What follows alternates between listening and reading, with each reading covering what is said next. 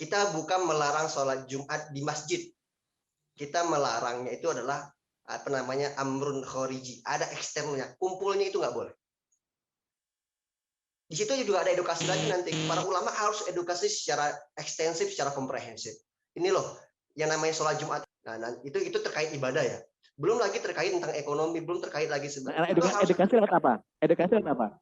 Edukasi itu adalah menjembati komunikasi itu. Ya, sekarang medianya apa? Medianya apa? Nah, instrumennya itulah adalah ulama. Ingat bahwa penyakit ini bukan karena kitanya, tapi kita memikir orang lain. Itulah yang terjadi masalah ammah itu sendiri. Harus ada kepentingan masalah ammah. Saya setuju masjid dibuka bila mana PPKM daruratnya sudah selesai. Ya nantilah habis PPKM darurat. Atau ini bukan dipermanenkan, ini hanya sementara. Dalam melihat kasus, kita tidak bisa melihat yang sehat.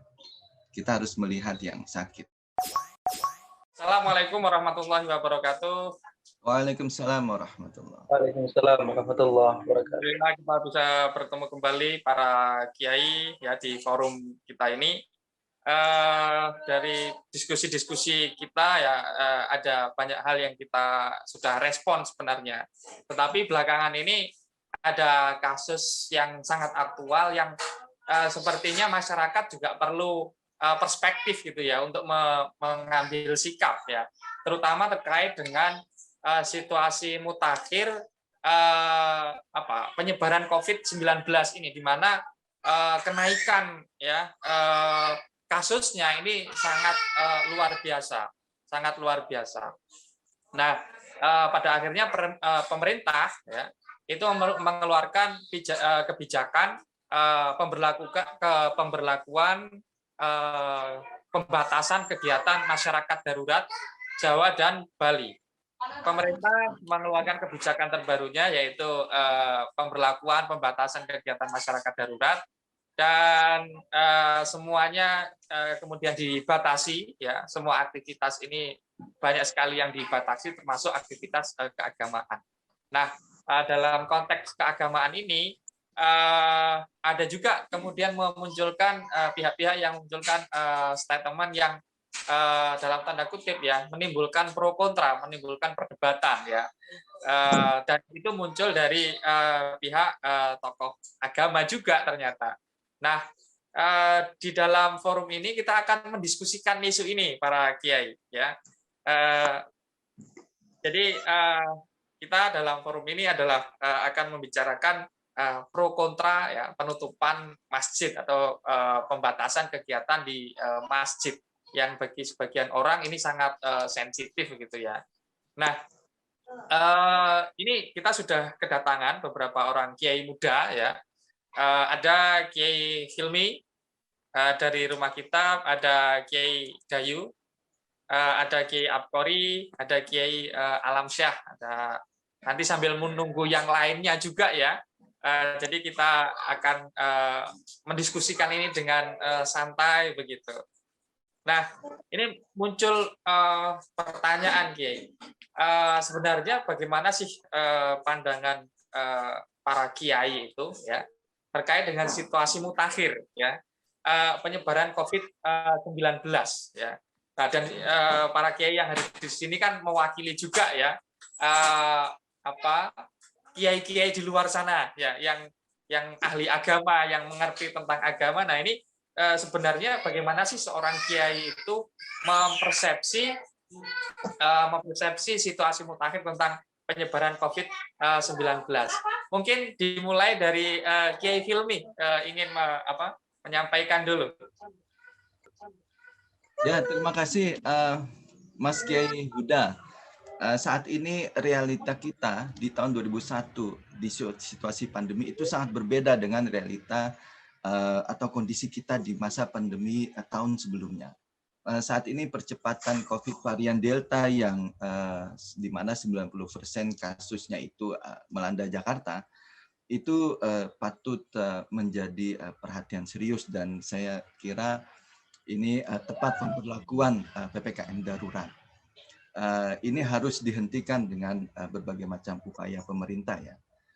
Dan karena memang masyarakat juga harusnya juga diedukasi dan juga dibimbing, diayomi untuk bersama-sama menyadari bahwa ini kita dalam situasi darurat. Percepatan penularannya itu lebih cepat berkali-kali lipat dibanding percepatan virus corona biasa yang melanda di tahun 2020. Jadi kita harus banyak prihatin atau banyak prihatin atas situasi. Ya. Silakan Mas Budi.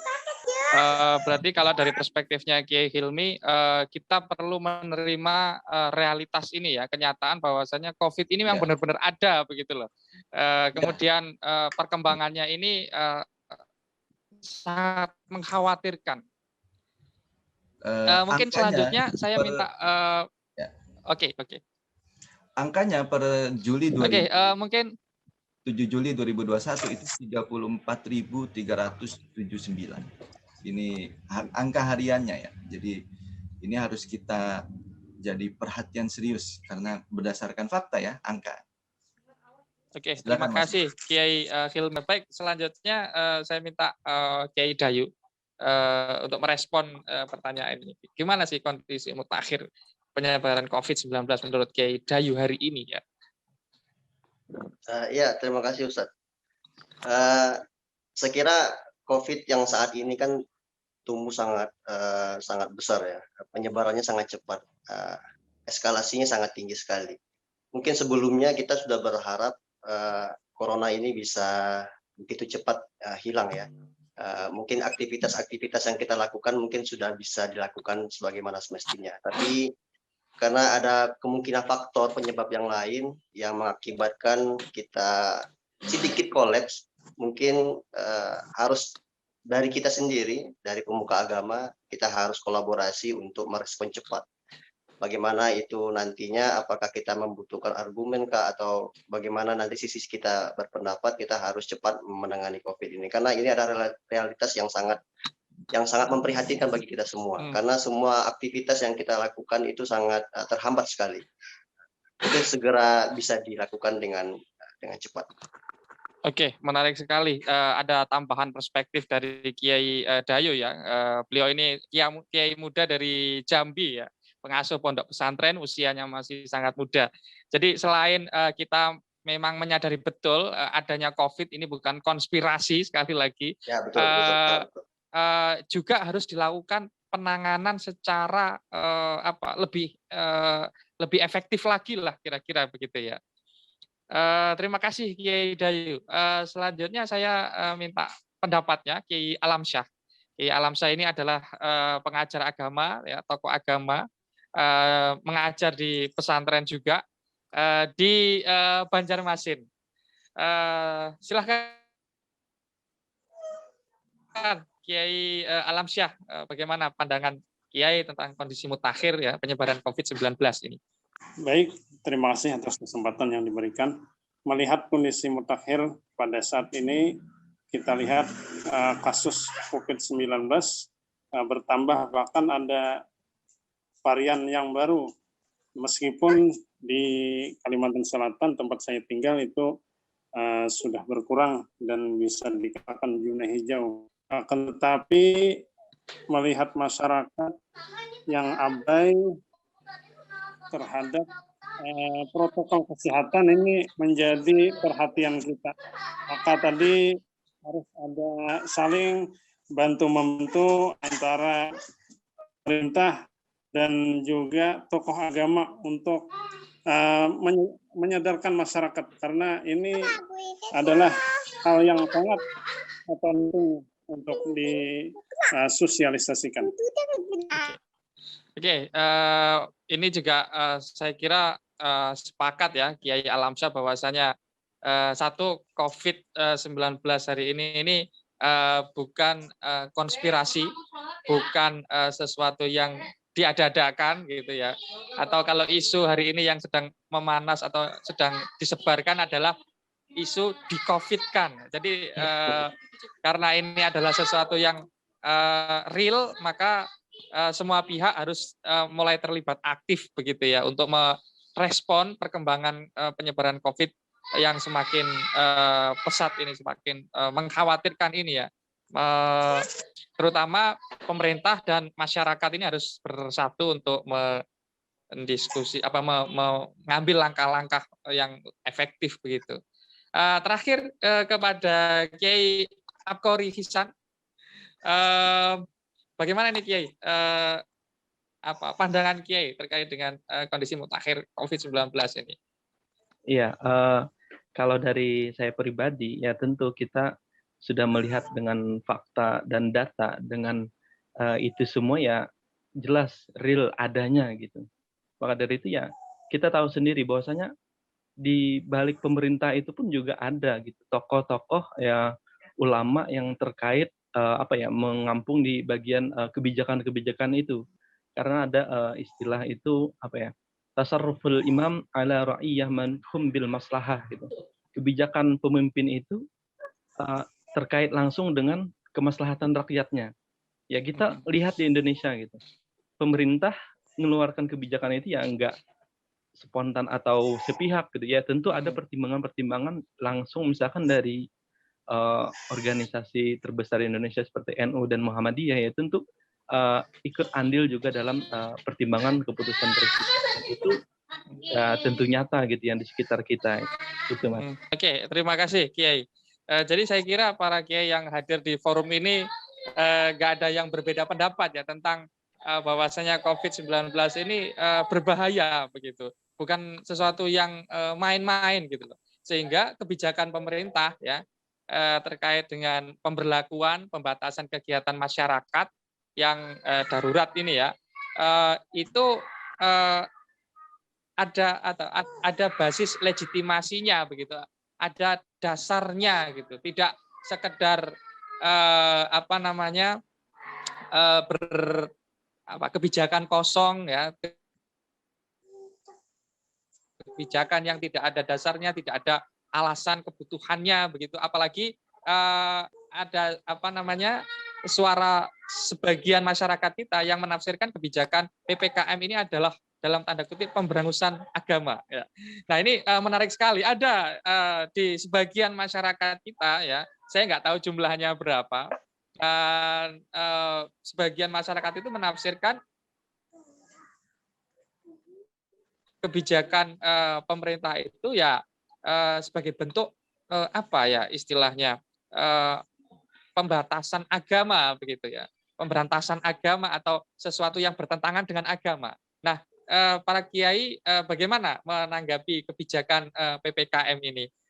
Saya mungkin minta ke kiai yang dari Banjarmasin dulu ini, Kiai Alamsyah ini.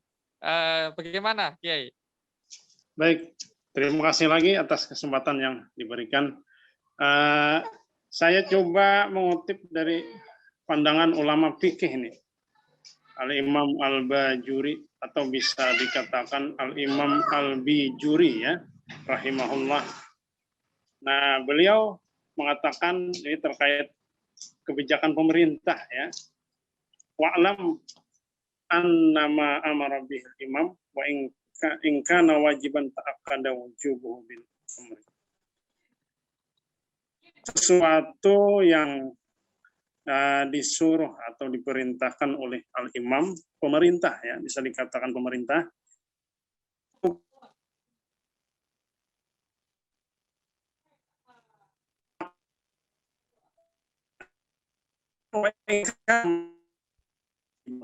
apa itu sunnah, maka itu apabila disuruh atau diperintah oleh yang berwenang seperti pemerintah itu wajib. Nah, kemudian maka jika ada mubah tapi itu ada maslahat padahal itu mubah, maka itu menjadi wajib. Nah, terkait hal ini mentaati imam atau pemerintah adalah sesuatu yang wajib. Nah, meskipun banyak orang yang rasanya itu tidak baik hati. Nah, tapi apabila itu ada masalah, maka kita mengikuti. Nah, ini saya kira perlu sekali disadarkan karena kita ini adalah termasuk wakil ya di masyarakat. Demikian. Oke, terima kasih Kiai Alamsyah. Jadi prinsipnya adalah kita bisa menerima gitu ya kebijakan PPKM darurat ini dalam perspektif agama tadi itu ya, terutama karena di sini ada kemaslahatannya ya. Sudah tepat berarti ya kalau pertanyaannya apakah menurut Kiai Alamsyah kebijakan PPKM darurat ya oleh yang digaungkan oleh pemerintah ini sudah tepat, maka jawabannya adalah tepat ya menurut Kiai Alamsyah. Mungkin selanjutnya saya berpindah ke Kiai Dayu, ya, Kiai dari Jambi. Silahkan Kiai Dayu, gimana? Apakah PPKM darurat ini sudah tepat atau seperti apa? Kalau kita bicara tepat atau tidaknya kan kita butuh proses ya. Kalau saya bicara dari perspektif kebijakan publik misalnya, suatu kebijakan itu dikatakan tepat kan kalau sudah mencapai tujuan goalnya sudah tepat gitu. Tapi ini kan masih dalam tahap proses. Toh nyatanya PPKM darurat ini kan hasil dari PPKM mikro itu sendiri, dari PSBB mikro sampai ke darurat. Tapi intinya begini, ketika seorang pemimpin itu memberikan sebuah kebijakan dan berdasarkan kepada fondasi kemaslahatan, seorang muslim yang taat dengan pemerintah itu kita harus menerima apabila memang kebijakan itu berlandaskan kepada kemaslahatan itu sebagaimana disampaikan oleh Kiai Alamsyah tadi. Tetapi kalau apakah nanti di dalam perjalanannya nanti ketika PPKM darurat ini menimbulkan sebuah problem lagi, ya posisi kita tidak menerima, posisi kita tidak menolak begitu saja yang diberikan oleh pemerintah. Karena ini kan eksperimen. Jadi bagaimana nanti ketika pemerintah melakukan sebuah regulasi baru dan itu nantinya berpondasi kepada kemaslahatan umat dan warga kita yang di Indonesia, semuanya harus kita ikuti. Karena nantinya begini, ketika ada ulama yang berijtihad, kemudian kita mengikuti ulil amri, itu pahalanya double sekali. Pahalanya benar mendapat 2, dan kita mengikuti ulil amri juga mendapat pahala. Itu kalkulasinya ada 3 pahalanya. Kalau kita salah berijtihad kan kita cuma dapat 1, tetapi kalau kita memiliki asumsi untuk mengikuti pemerintah ulil amri, kita juga mendapatkan pahala. Mungkin itu Kiai. Bisa jadi sudah tepat begitu ya. Tetapi mungkin kalau saya pahami perlu juga diperhatikan bagaimana kebijakan PPKM ini diterapkan gitu ya. Apakah sudah menjawab tantangan begitu, misalnya karena tujuannya adalah untuk menekan penyebaran COVID-19, maka ini kita harus mengamati juga, memperhatikan, kita juga mengawasi jalannya penerapan kebijakan ini, jangan sampai ini hanya bagus di atas kertas, atas dasar maslahat begitu ya, tapi juga harus dikontrol juga pelaksanaannya agar tidak sia-sia begitu, agar benar-benar tepat ya secara studi kebijakan tadi. Terima kasih Kiai Dayu. Selanjutnya saya ingin ke Kiai Abqori. Gimana nih pandangannya Kiai ini soal kebijakan PPKM pemerintah ini? Bertentangan nggak dengan pandangan Kiai atau pandangan agama menurut Kiai Abqori Hisam? Silakan. Ya, terkait kebijakan pemerintah itu sebenarnya ya kita lihat goalnya itu kepada maslahat yang dituju gitu. Karena ada kaidah dalam usul fikih itu yang mungkin sesuai gitu dengan apa yang terjadi di situasi kita di Indonesia. Misalkan seperti kaidah darul mafasid muqaddamun ala jalbil masalih. Mencegah kerusakan lebih didahulukan ketimbang mengupayakan kemaslahatan. Karena poinnya ini ada 2. Pertama, darul mafasid, mencegah kerusakan. Yang kedua ada jalbil masalih gitu, mengupayakan kemaslahatan. Dan agama itu sebenarnya ya hukumnya itu kan dari hukum dari langit tertinggi gitu untuk bumi secara realitas gitu. Jadi kemanusiaan itu mendahului daripada keagamaan. Bahkan pada satu posisi pun kita dianjurkan untuk membatalkan sholat ketika kita melihat orang-orang di sekitar kita misalkan dalam kemudaratan gitu, dalam kecelakaan dan lain sebagainya. Dan itu ya tentu visi misi daripada Islam rahmatan lil alamin. Ya kita tahu bahwasanya agama ini nggak mudah gitu untuk kita pahami secara realitas sosial.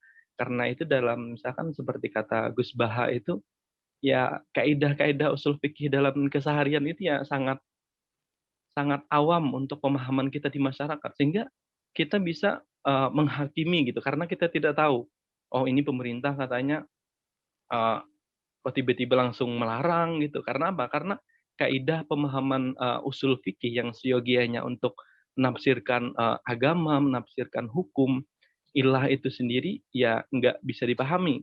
Maka dari itu ya paling nggak kita bisa gitu mencerminkan ataupun sosialikan terkait kaidah usul fikih ataupun agama yang secara realitas dekat dengan masyarakat untuk melihat hukum serta kebijakan dari pemerintah itu sendiri.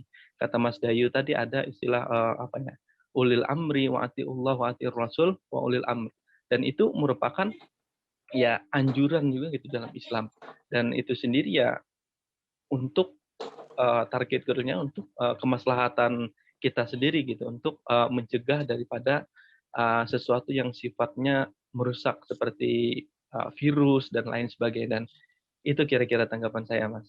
Oke, terima kasih. Kalau boleh saya simpulkan sedikit ini, artinya menurut Kiai Adqori ya sudah mendekati tepat lah kebijakan penerapan PPKM darurat ini ya, karena di sana adalah memenuhi prinsip agama tadi yang disebut darul mafasid, menolak dampak yang buruk begitu ya, itu lebih dikedepankan ya.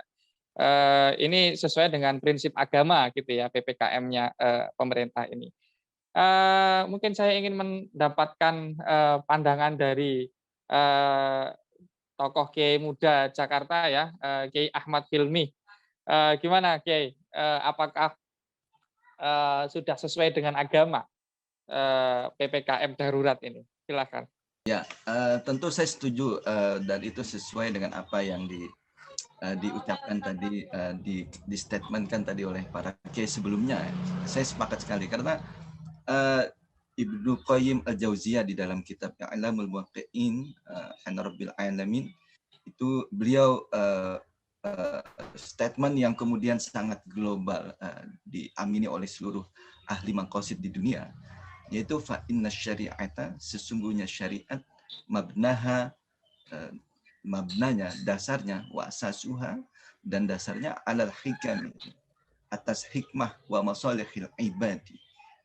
Jadi dasar, asas, fondasi syariah itu berdiri di atas hikmah dan kemaslahatan. Jadi visi syariat itu adalah menghadirkan kemaslahatan manusia.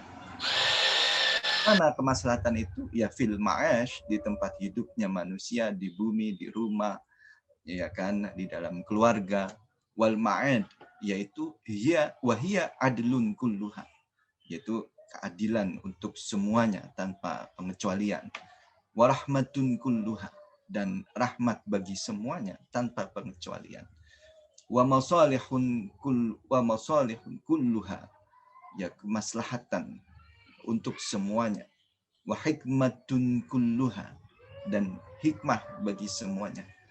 Jadi fakullu, maka semua mas'alatin, setiap pandangan atau sikap atau permasalahan khurijat anil adli, ya keluar dari apa yang sudah digariskan itu, yaitu berupa keadilan ilal jawr, ya menuju ke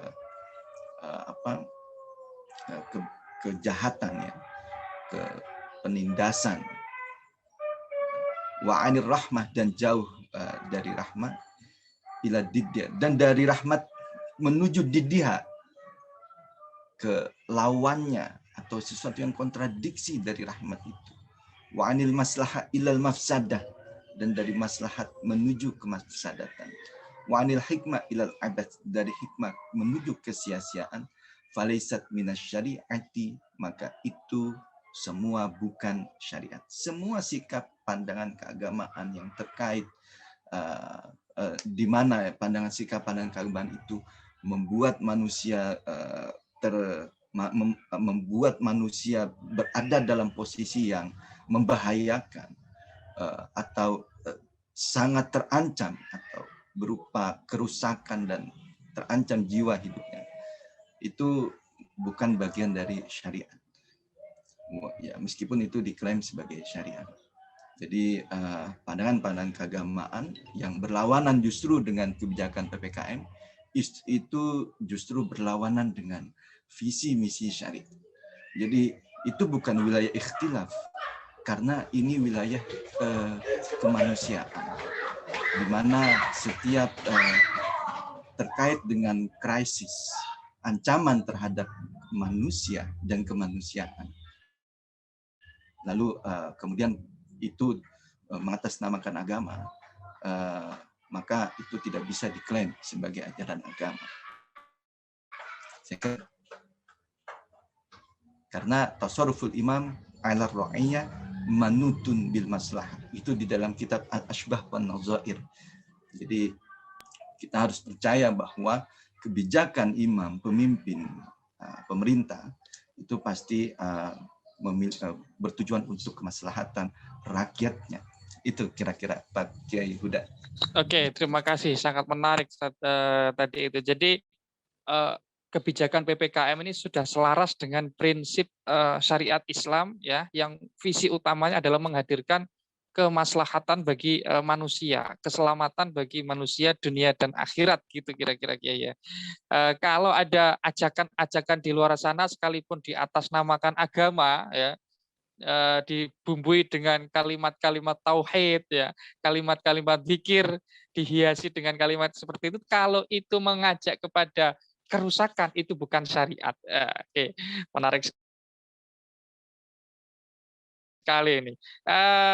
Terakhir dari ini sudah kedatangan tamu besar kita, Kiai dari Cirebon, Kiai Ibnu Sina. Beliau ini pakar tasawuf, ya. Beliau ini bacaan literatur, ya, kajian-kajian tentang tasawufnya sudah sangat luar biasa.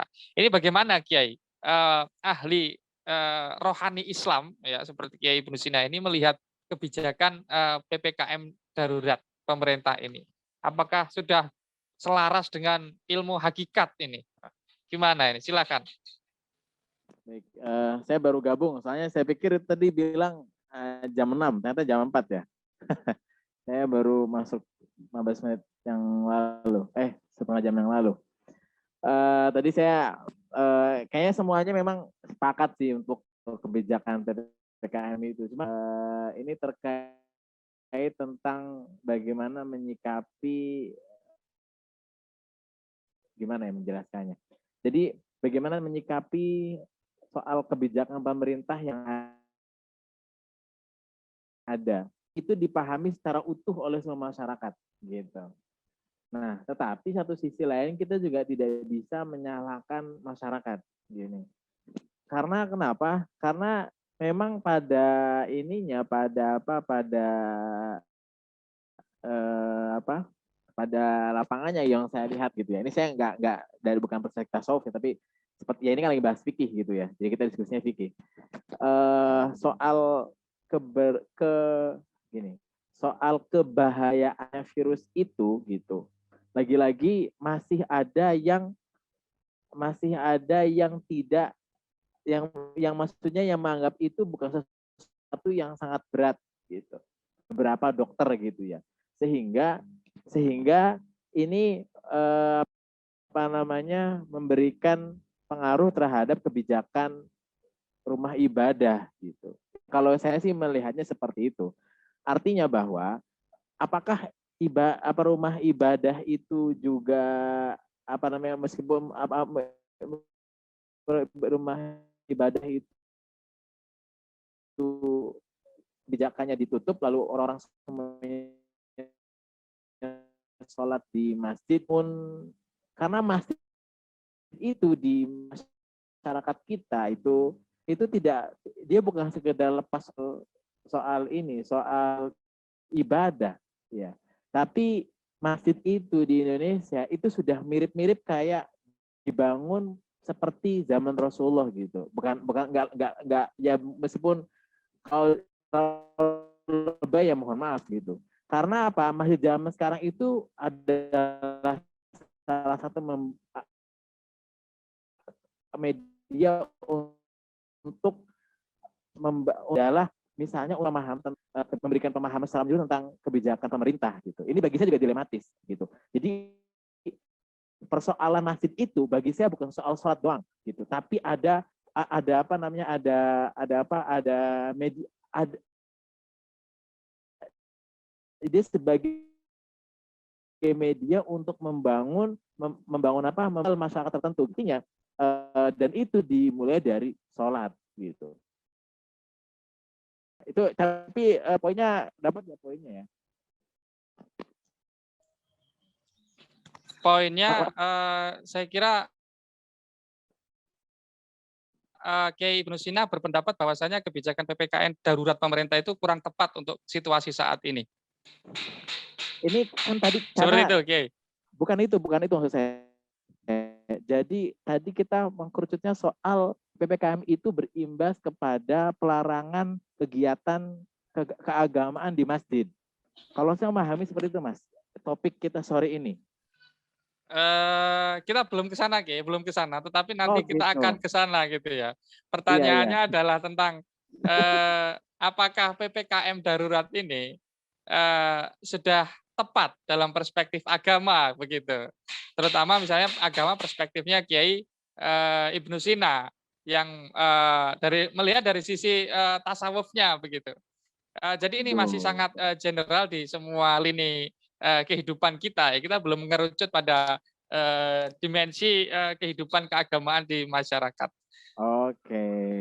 Ya itu sementara sih itu dulu, Mas. Karena saya tadi berpikir dari awal itu soalnya itu. Jadi tentang rumah ibadah gitu saya pikir. Iya, kita akan ke sana, cuman harap bersabar, Kiai. Tetapi karena sudah dimulai oleh Kiai Ibnu Sina, saya kira perlu kita kerucutkan pertanyaan untuk semua kiai di sini ya. Jadi yang sangat mengganggu ini memang adalah ternyata kebijakan PPKM itu ya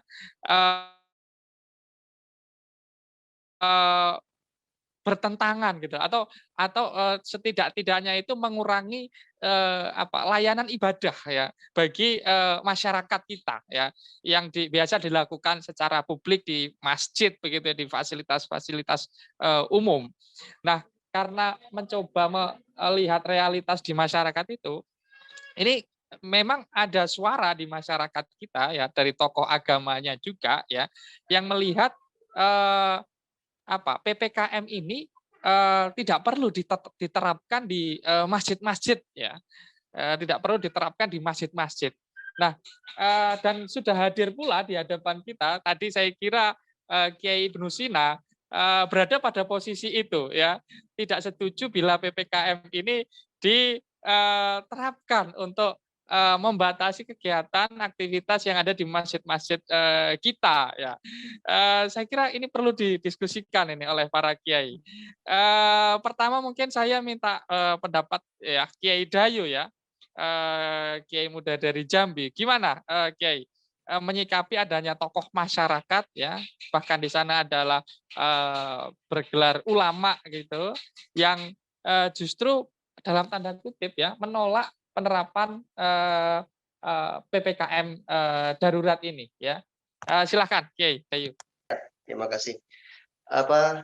Mungkin penolakan dari tokoh ulama ini sebenarnya sudah lebih dahulu ya. Sebelumnya juga banyak penolakan.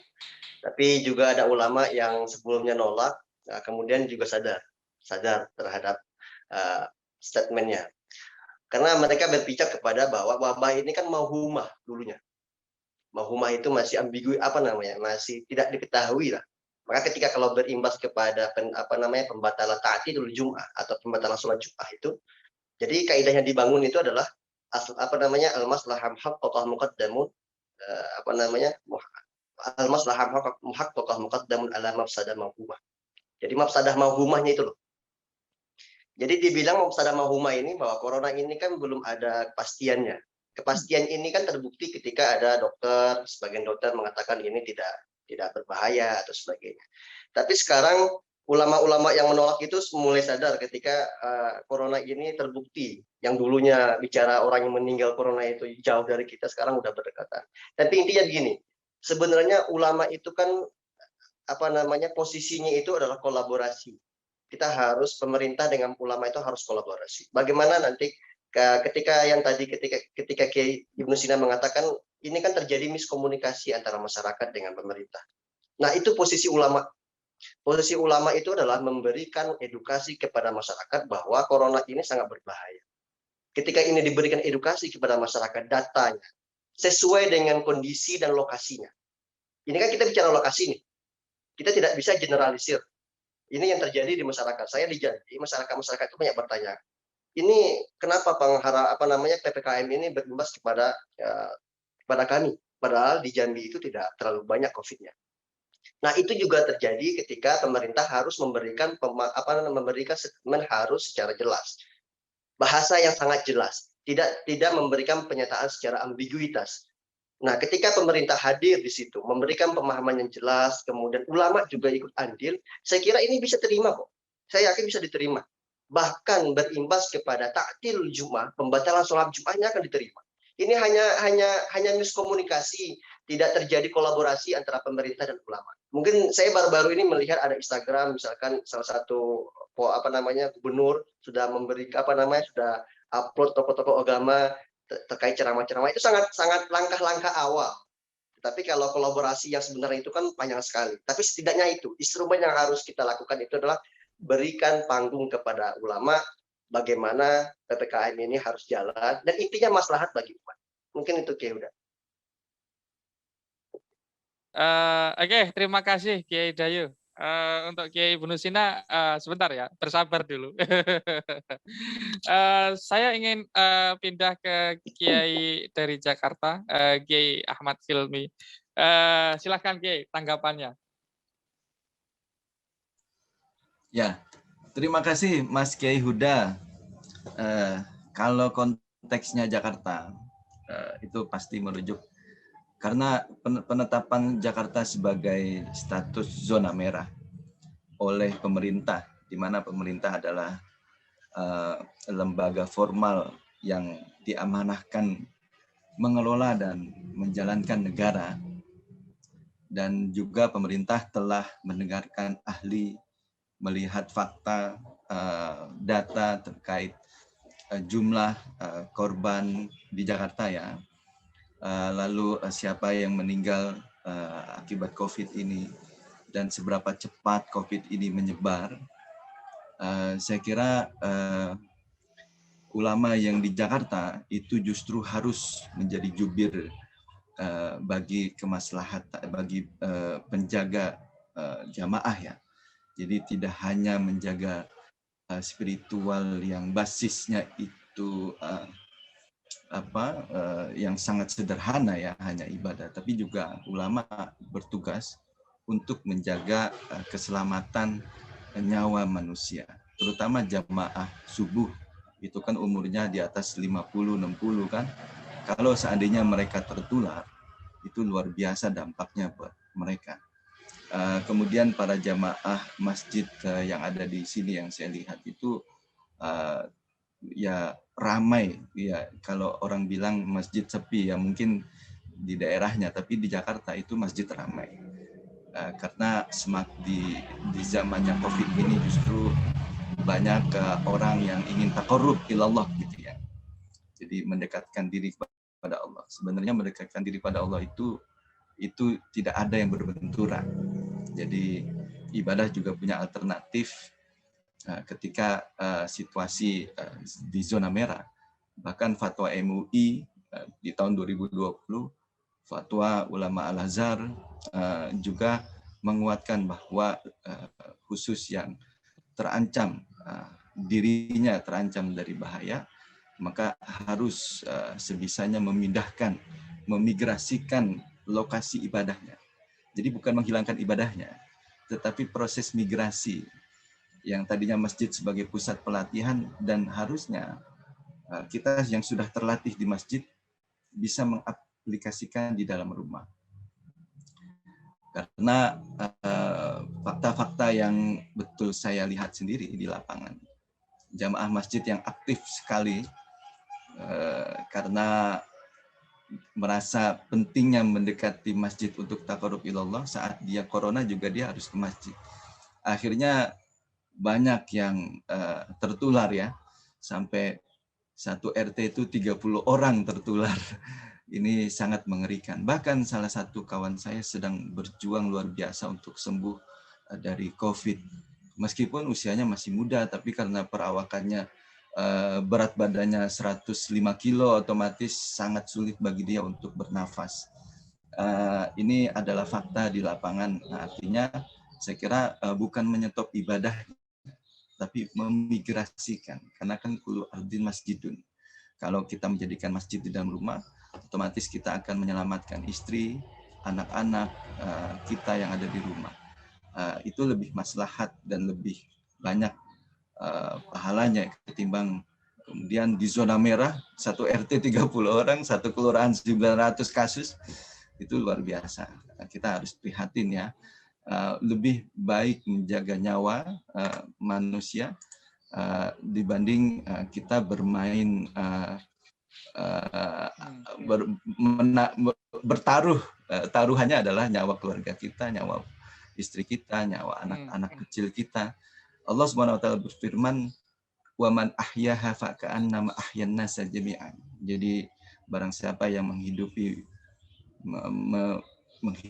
seorang saja, maka tentunya dia seolah menghidupi manusia. Tetapi sebelumnya di narasi ayat ini itu bilang, man qatala nafsan bighairi nafsin aw fasadin fil ardi fa ka'annama qatala nasa jami'an. Kalau seandainya kita yang menyebabkan terbunuhnya seseorang, baik ya artinya maka seolah kita telah membunuh seluruh umat manusia. Kira-kira seperti itu Mas Huda. Khusus di zona merah kita harus sangat prihatin. Oke, terima kasih Kiai Hilmi. Jadi kalau perspektifnya Kiai Hilmi karena berada di Jakarta, zona merah begitu, agak disayangkan ya mungkin kalau ada tokoh agama yang justru menyarankan dibuka masjid secara terbuka begitu, secara leluasa begitu, tanpa ada pembatasan. Dan argumentasinya adalah sayang anak, sayang istri gitu kira-kira, jangan sampai pergi ke masjid malah pulang-pulang bawa penyakit ini. Sebelum ke Kiai Ibnu Sina, saya ingin ke Kiai Abqori. Singkat saja mungkin Kiai, bagaimana menyikapi ada sebagian tokoh agama kita ya yang menyaksikan atau mengusulkan ya sesuatu yang bertentangan dengan PPKM darurat ini. Silakan Kiai Abqori. Ya, terkait itu Mas ya tentu ada pro kontra, tetapi yang jelas saya sepaham dengan pendapat daripada Mas Dayu tadi, karena kurangnya jembatan antara ulama di bagian panggung gitu untuk memperlihatkan agama itu gimana sih yang selaras gitu dengan pemerintah, dan itu masih kurang itu. Karena apa? Karena ya di sisi lain gitu ada kesenjangan-kesenjangan yang muncul gitu. Ya karena mungkin ya masyarakat kita terlalu fikihnya itu terlalu dogmatis atau buta realitas, sehingga yang namanya ketika sholat itu wajib ya wajib gitu Mas, tanpa ada ilah ataupun hukum yang lain yang menyebabkan hukum itu ada. Dan itu ya tentu harus ada hukum jembatan yang ulama tadi ya paling enggak dimunculkan gitu sebagai daripada patokan untuk masyarakat sendiri. Kita tahu di sisi lain ya kesenjangan-kesenjangan itu ya muncul itu seperti kok tempat ibadah ditutup, tempat yang lain mungkin ada yang kelihatan terbuka gitu. Dan itu di sisi lain juga ada juga yang arahnya tuh mempolitisasi, dan itu yang sangat berbahaya gitu Mas.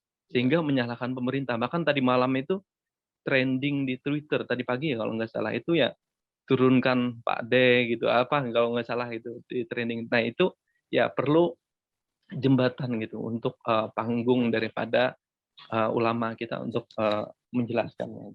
Gitu, Mas. Jadi fenomena sebagian tokoh agama yang menolak PPKM ini mungkin lebih bijak kalau dipahami dari latar belakangnya ya, konteksnya di mana saya kira ketiga kiai ini sepakat ya bahwa faktornya munculnya statement sebagian tokoh agama yang menolak PPKM ini, terutama ketika diterapkan untuk masjid adalah kesenjangan informasi ya, kesenjangan ruang antara kedua belah pihak, antara pemerintah dengan sebagian tokoh agama kita.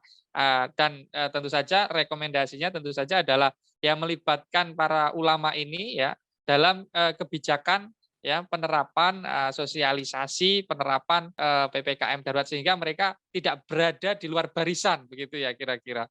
Saya kira ketiga kiai tadi itu sepakat seperti itu. Nah, Kiai Ibnu Sina ini sekarang, silakan Kiai. Saya berpikir begini. Kebetulan saya juga penyintas soalnya. Itu pun saya tahu penyintas karena saya sudah selesai dari sembuh baru tahu saya bawa penyintas. Tapi saya ingin berbicara begini.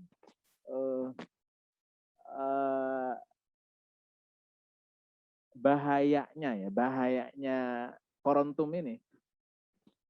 Iya, COVID ini itu muhakkokoh dalam artian memang dia itu kalau istilah dalam fikih saya lupa. Maksudnya benar-benar bisa membunuh ataukah karena sebab tertentu. Begini, saya memahami PPKM ini saya saya pribadi tidak terlalu diperhatikan pada PPKM-nya, tapi lebih kepada edukasi masyarakat tentang COVID-nya itu.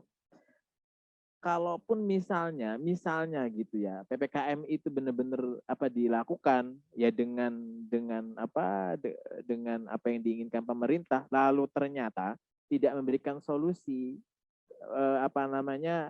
yang harus dievaluasi adalah bukan kebijakan soal pembatasannya saja, tapi juga edukasi masyarakatnya bagaimana gitu. Karena soalnya misalnya begini, misalnya ini ya saya juga tidak bisa menjawab. Jadi mungkin Mas Huda kan di Ciputat ya, mungkin tahu lah bagaimana keadaan warteg-warteg Ciputat itu pas zamannya mahasiswa. Itu adalah penghasilan kehidupan mereka itu. Mereka sampai menjerit begini, kalau toh memang kiamat itu sekarang, mending sekarang aja gitu. Daripada saya usaha terus saya tersiksa, akhirnya malah menyiksa saya berlahan-lahan gitu. Itu nggak sedikit pedagang-pedagang yang seperti itu. Ini juga maksud saya ini juga perlu diperhatikan gitu. Jadi makanya begini, memahami di mana hifdzun nafas ya menurut saya, di mana hifdzuddin itu ya harus bukan sekedar praduga, tetapi ya benar-benar diperhatikan. Ini bukan soal mana yang ya, kalau di dalam Ar-Rasuni misalnya mengatakan begini. Ar-Rasuni mengatakan begini, kita boleh beramal dengan dzon ketika yakin itu tidak ada. Gitu. Al-amalu bidzon inda adamil yakin. Gitu. Nah, pertanyaannya adalah gitu. Di satu sisi ada orang yang kelaparan karena dia harus cari duit untuk kehidupannya. Gitu ya. Satu sisi dia untuk menjaga kesehatannya, ngikutin pemerintah untuk menjaga kesehatannya, itu sama-sama hifdzun nafs gitu loh. Tapi di situ ada kebijakan pemerintah, ada betul kalau dihadapkan kebijakan pemerintah sama individu, tentu pemerintah yang didahulukan gitu. Nah, yang saya soroti dari masjid itu adalah bukan soal sholatnya, bukan, tapi adalah lebih kepada medianya. Itu medianya, karena orang Indonesia itu suka tongkrongan, kopi-kopian, atau sekedar duduk bersama gitu. Nah, ini maksud saya yang harus yang mungkin jadi saya bukan fokus kepada PPKM kita setuju apa tidak, bukan, tapi bagaimana membaca PPKM itu dengan realita masyarakat juga gitu loh, gitu. Bagaimana yang paling penting adalah target dari PPKM itu apa? Nah itu, saya pribadi juga mungkin belum membahasnya total gitu ya gitu.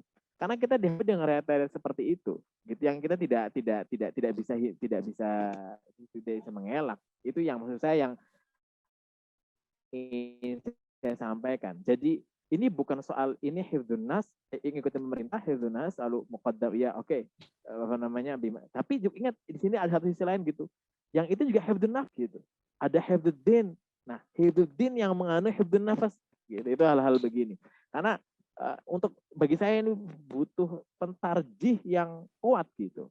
Belum lagi adalah beberapa yang seperti tadi. Dokter-dokter itu ternyata tidak semuanya adalah sepakat atas bahwa itu qatil gitu, membunuh gitu.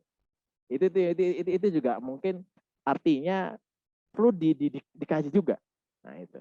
Saya kira mungkin Mas Oke, Ida bisa terima menangkap apa kasih yang saya Kiai. omongin. Iya, terima kasih. Saya pikir di antara beberapa Kiai ini yang saya kira cukup punya posisi berbeda adalah Kiai Ibnu Sina ya. Yang saya catat misalnya adalah virus COVID-19 ini, terutama varian barunya ini, itu sebenarnya mafsadah yang mauhumah begitu ya. Prinsipnya seperti itu. Jadi kalau dibandingkan dengan penutupan aktivitas di masjid ini tidak sebanding ya, tidak sebanding dengan bahaya yang ingin dihindari, yang ingin dijauhi. Oke, mungkin saya minta tanggapan dulu ini. Saya kira menarik, ada perspektif yang berbeda ya. Mungkin pertama saya ingin pendapat dari Kiai Hilmi ini yang tadi sepertinya kalau di daerahnya itu sudah zona merah ya, diyakini atau mendekati yakin bahwasanya COVID-19 terutama varian terbarunya ini ya itu berbahaya sekali begitu loh, sehingga kebijakan pemerintah ini perlu didukung. Kemudian sama yang belum teredukasi ini diajak untuk ikut mengedukasi ya, diajak berkolaborasi begitu. Silakan Kiai Hilmi. Terima kasih, suara saya cukup jelas ya.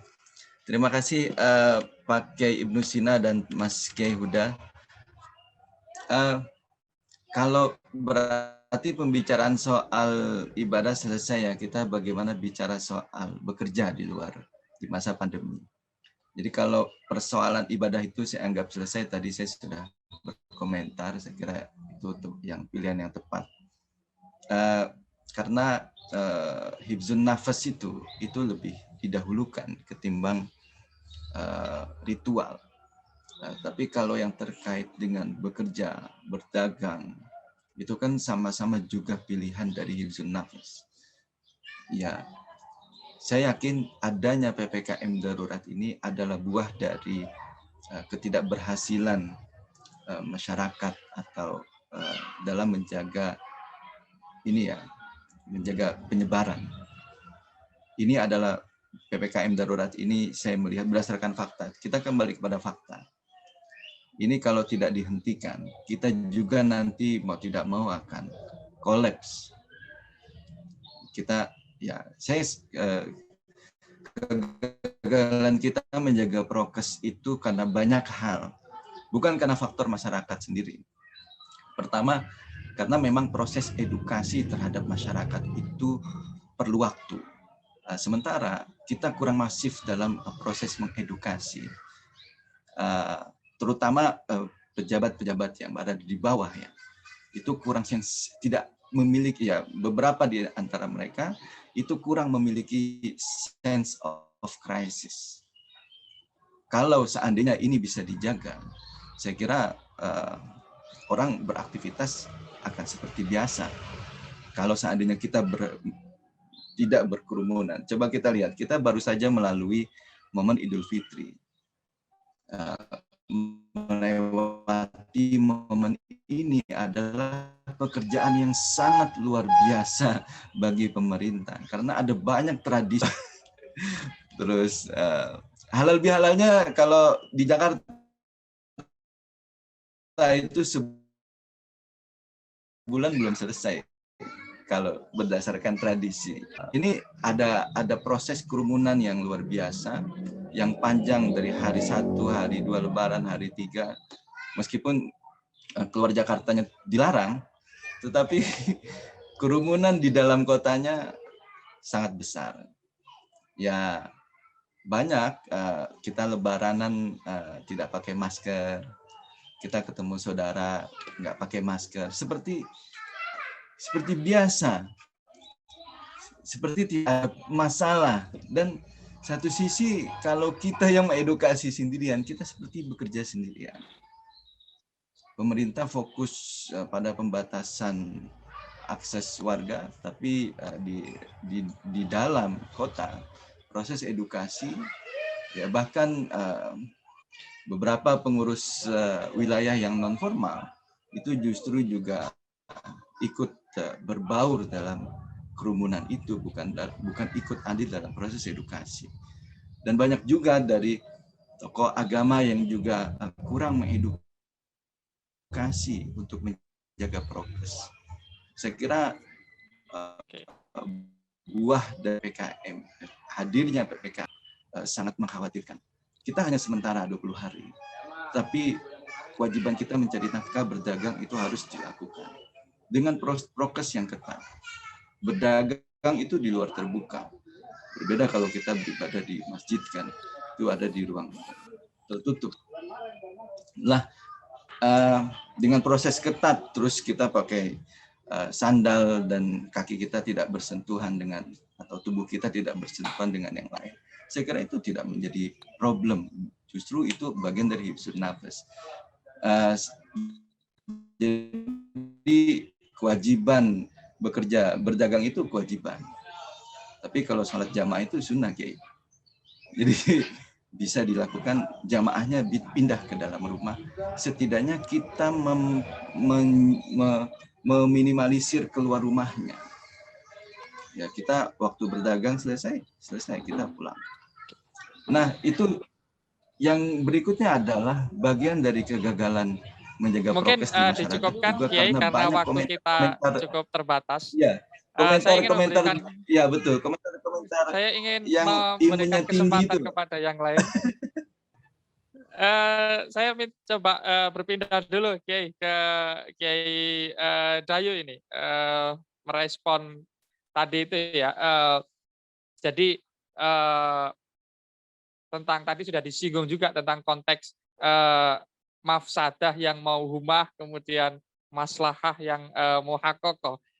Kiai Ibnu Sina, Kiai Dayu ini juga sudah menyampaikan tadi ya bahwasanya bahaya yang baru bersifat asumtif ya, itu tidak perlu dipertimbangkan ya, tidak perlu dipertimbangkan. Artinya tidak berlaku kaidah darul mafasid tadi itu, atau menjaga diri kita dari mafsadah. Kenapa? Karena mafsadahnya masih berada di level asumtif saja, asumsi begitu. Nah, kalau dalam perspektifnya Kiai Ibnu Sina, COVID-19 ini, terutama varian baru kita ini ya, varian baru ini, itu masih mafsadah yang mau humah. Kalau tadi saya sedikit merefresh ya pernyataan Kiai Dayu, ya itu dulu ya di tahun 2020 COVID itu adalah mafsadah yang mau humah, tetapi sekarang sudah menjadi mafsadah yang muhaqqaqah, sehingga tahsilul maslahah ya, mendapatkan maslahat dengan cara berjamaah di masjid, beraktivitas di masjid, itu harus dikesampingkan ya, didahulukan darul mafasidnya, yang dimana saat ini mafsadahnya ya, dampak buruknya itu sudah benar-benar menyata. Saya ingin pendapatnya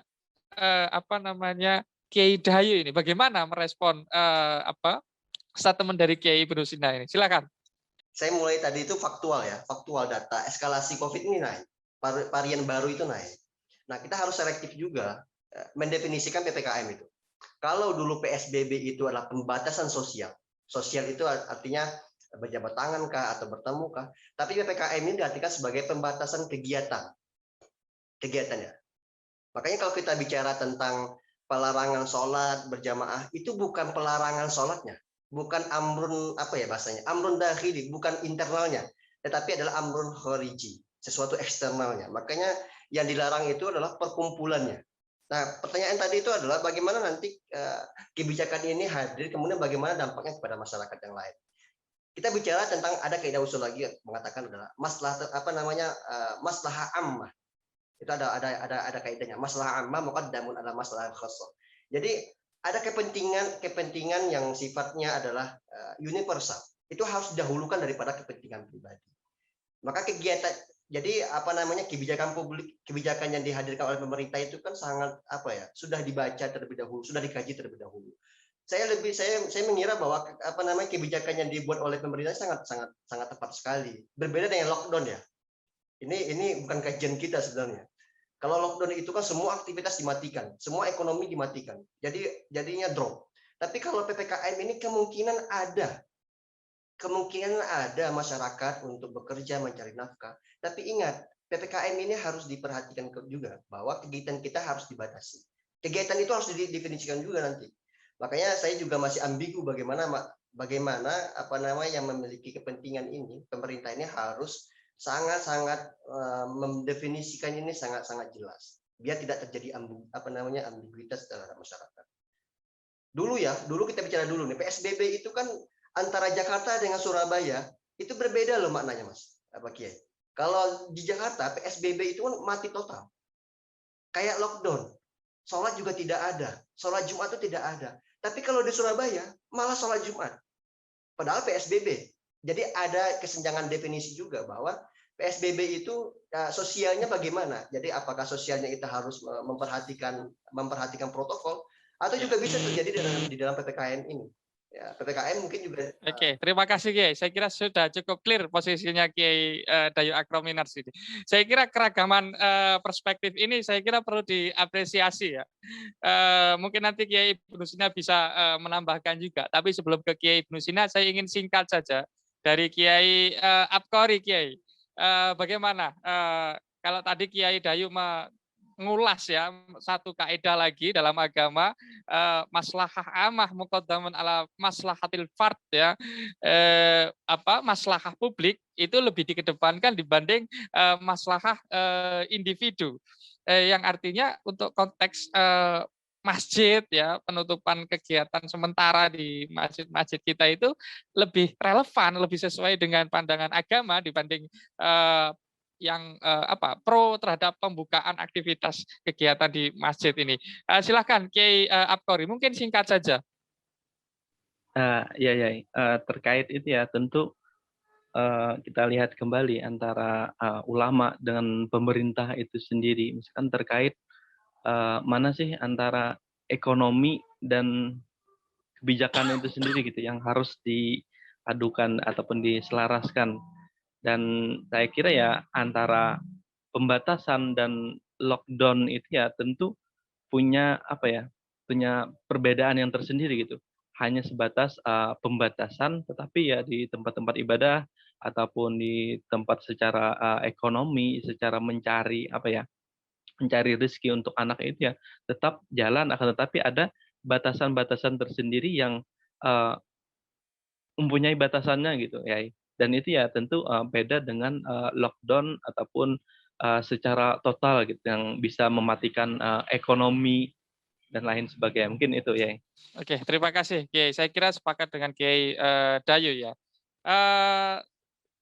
Satu pertanyaan lagi ini sepertinya, jadi kalau kita berbicara tentang penutupan atau tidak begitu ya, sebagian masjid kita, ini ada terkait juga yang perlu didiskusikan adalah soal dampak ya dari tadi itu. Kiai Ibnu Sina menilai dampaknya masih bersifat asumtif begitu ya. Nah, ini kalau coba kita kaitkan dengan keluarga Kiai, perempuan dan anak-anak begitu. Nah, terlepas dari ini konteksnya kemaslahatan publik atau kemaslahatan individu ya. Kalau terkait dengan pembukaan masjid ini misalnya, ada nggak sih atau bagaimana sih para kiai di sini itu mempersepsikan ya dampak yang akan ditimpakan ya, yang akan akan teralirkan, akan terarahkan kepada keluarga, terutama perempuan dan anak. Silakan Kiai Ibnu Sina.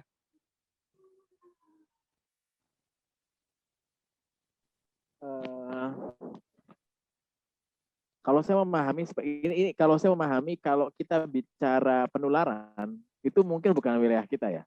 Itu mungkin sebagai indikator saja gitu. Itu kalau kita bicara penularan itu nah kalau saya lebih kepada kalau konteksnya memang saya belum menemukan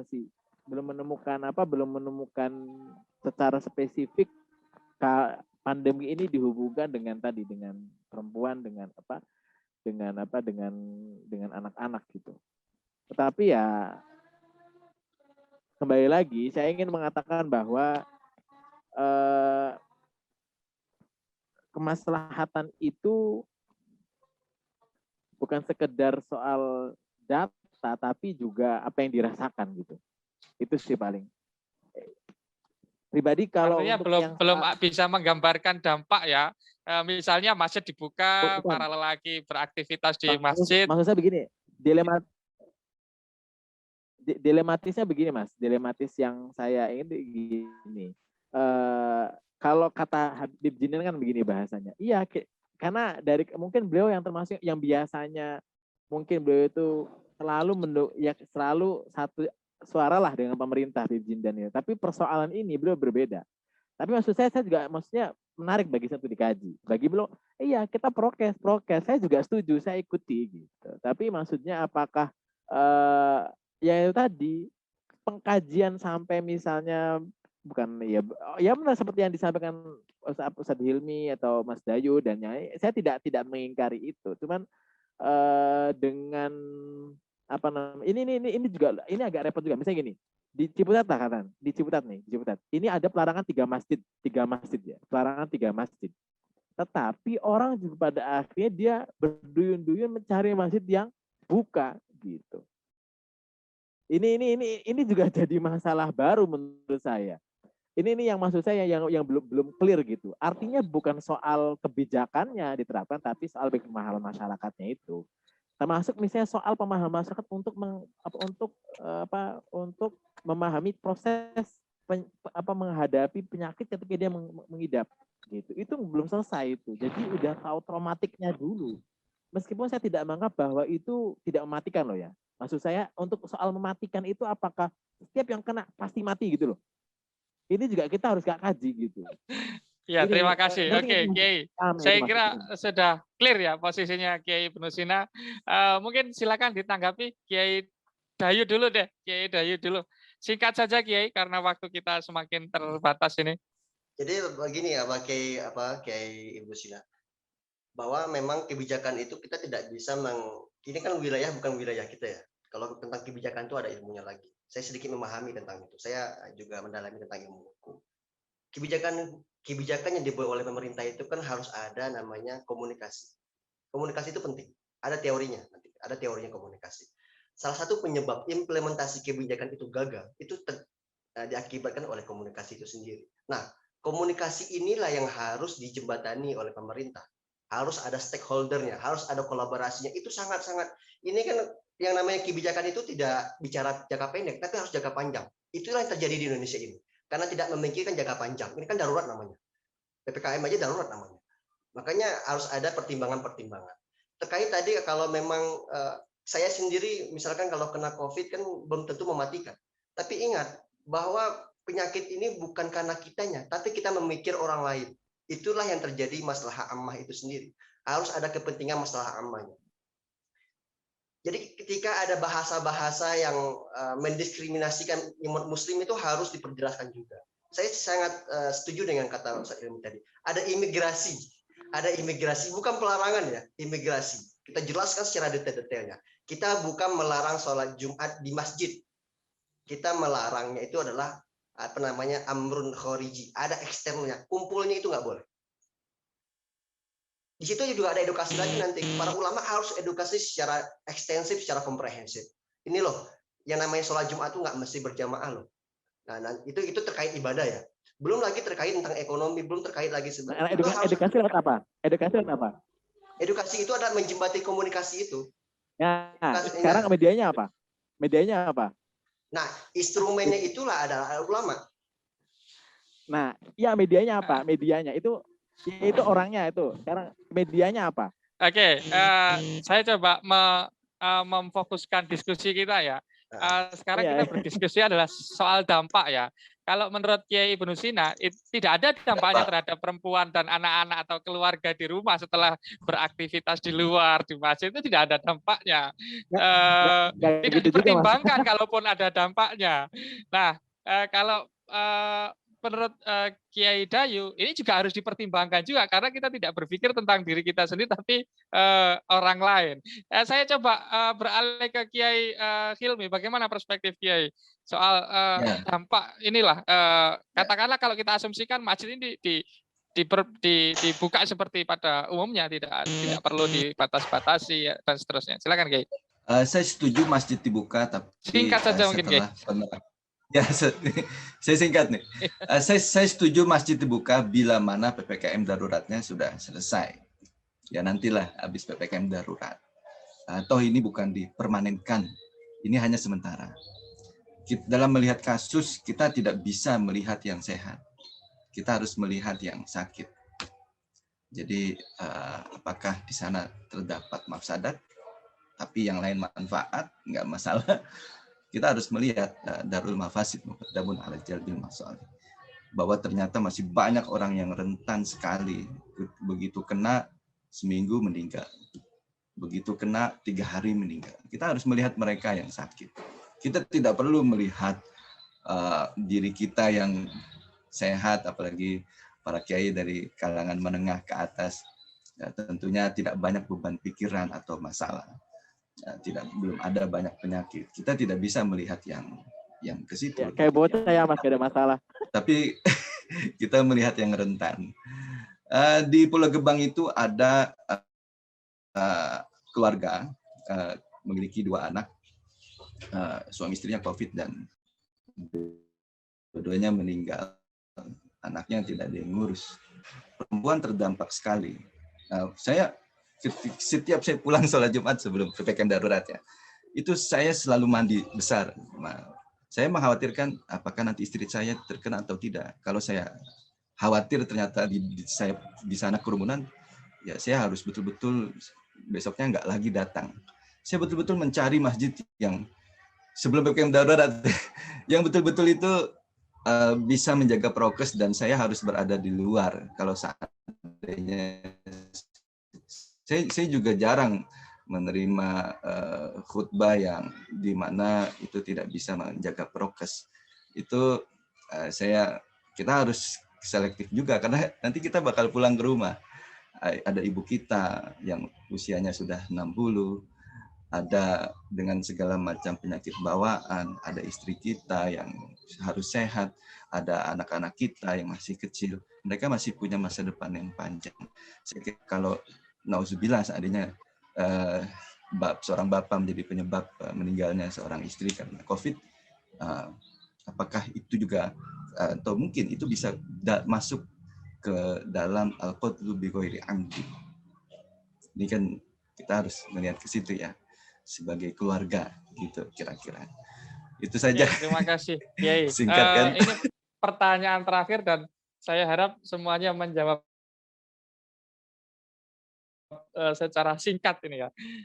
Terlepas dari pro kontra dampak PPKM terhadap aktivitas di masjid ini, apa landasan pokok ya yang kalau orang ya tidak ingin berjamaah di masjid, apa landasan agamanya?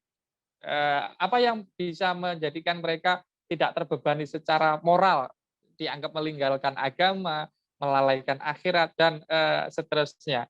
Mungkin karena di sini yang pro PPKM ini adalah Kiai Dayu dan Kiai Hilmi. Saya minta kedua narasumber saya ini untuk Terima kasih. closing statement-nya lah, silakan. Nanti terakhir saya minta ke Kiai Ibnu Sina.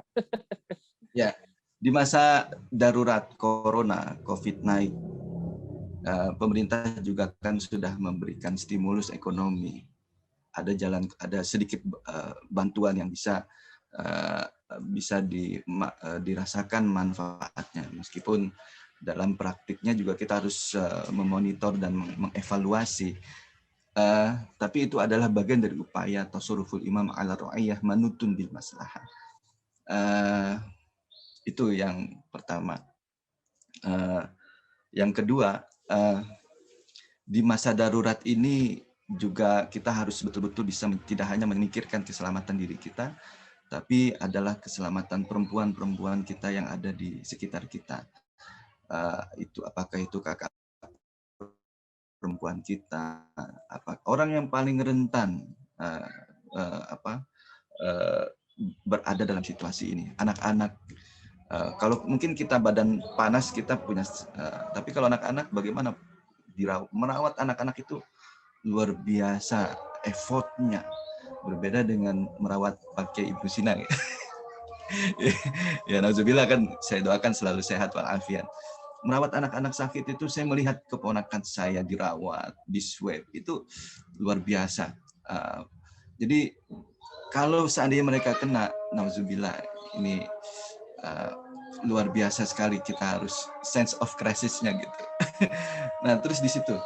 Jadi orang-orang rentan perempuan dan anak-anak ini sangat banyak yang kawan kita barusan meninggalkan dunia untuk selamanya, meninggalkan istrinya dan 2 anaknya. Tentu ini adalah kehilangan nyawa, dan seorang istri kehilangan suami, pasangan, itu di tengah krisis. Bayangkan, jadi ini yang harus ya sense of crisis-nya. Oke, Siapa terima yang kasih, bertanggung jawab Kiai, terhadap anak-anak yatim itu? Mungkin selanjutnya Kiai Dayu, singkat saja Kiai. Ya, closing statement saya ya. Pertama itu kebijakan PPKM itu kita tidak bisa beranggapan itu sukses ya. Apakah efektif atau tidak? Itu masih berjalan. Kita harus mengontrol, kata tadi Kiai Huda tadi, kita harus mengontrol bagaimana nantinya, apakah nanti ada evaluasi dan sebagainya. Yang kedua, sekarang kita percaya COVID ya, terlepas dari konspirasi. COVID itu nyata, kita melihat sendiri ada varian baru. Kalau kita mengetahui dan kita melalaikannya, itu sama saja bunuh diri. Wala taqtuluna anfusakum innallaha kana bikum rahima, kata Allah. Jadi kita bunuh diri sama saja masuk neraka jatuhnya kan. Apalagi kita membawa varian ini, membawa penyakit ini kepada keluarga kita. 50% itu anak-anak banyak kena COVID. Ini datanya juga ini, 50% itu. Ini kan sangat bahaya sekali. Kalau kita membunuh kita diri sendiri, membunuh keluarga itu dosanya sangat berlipat ganda. Yang ketiga, kita harus taat kepada peraturan itu sendiri.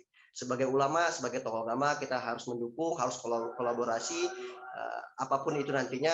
Kenapa? Kalau kita ijtihad, kita dapat 2 pahala. Kalau kita mengikuti pemerintah, kita dapat 1 pahala. Jadi 3 secara kalkulasinya. Mungkin itu, Kiai Uda.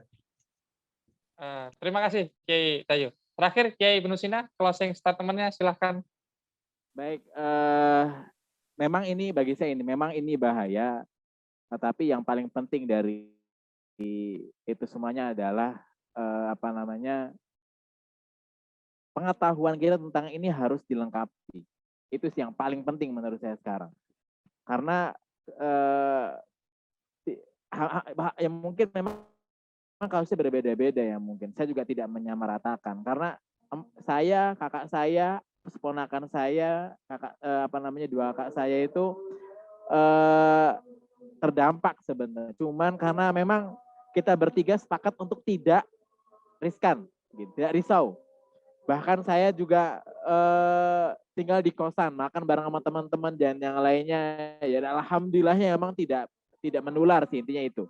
Jadi intinya adalah menurut saya adalah statementnya adalah iya ini bahaya, ini adalah penyakit, tapi yang paling penting adalah bagaimana kita menyikapi dengan tentang penyakit ini harus seperti apa gitu. Kapan kita harus darurat, kapan kita bertindak ya bertindak nggak biasa bertindak secara hati-hati gitu. Itu aja Mas. Oke, terima kasih Kiai Ibnu Sina. Ini adalah closing statement yang terakhir dari para narasumber kita.